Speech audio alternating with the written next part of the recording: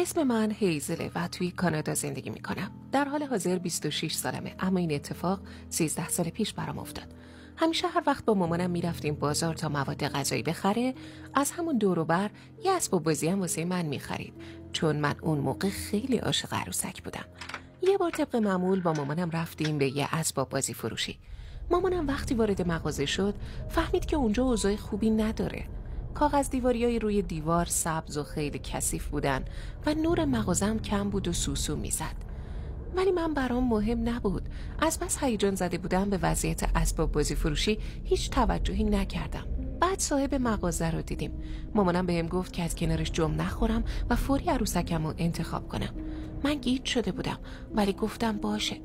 بالاخره یه عروسک برداشتم و رفتیم تا حسابش کنیم. موقعی که مامانم داشت از تو کیفش پول در می آورد دیدم اسباب بازی فروش با نگاه عجیبی به من خیره شده. صورتش یه جوری بود انگار نشسته بودش و لباسش هم یه پیرهن مشکی بود که چند تا لکه روش داشت. ازش ترسیدم و لباس مامانم رو محکم گرفتم.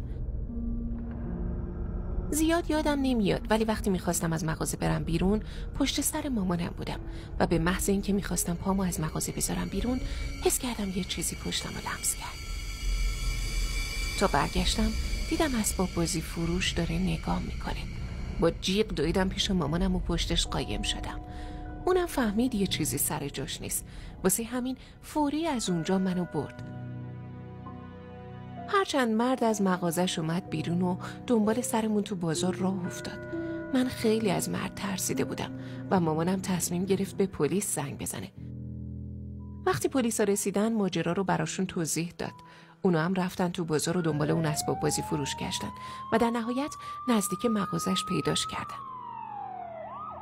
بعد از بازجویی و تحقیقات به همون گفتن که اون مرد بیش از 17 بچه معصوم که تنهایی به اسباب بازی فروشی اومده بودن و کشته بود. وقتی اینو شنیدیم انقدر ترسیدیم که نزدیک بود غش کنیم. سالهای زیادی از اون ماجرا میگذره، اما هر موقع یادش میافتم از خودم میپرسم اگه اون موقع نمیدویدم پیش مامانم چی میشد؟ قطعاً قربانی بعدیش میشدم.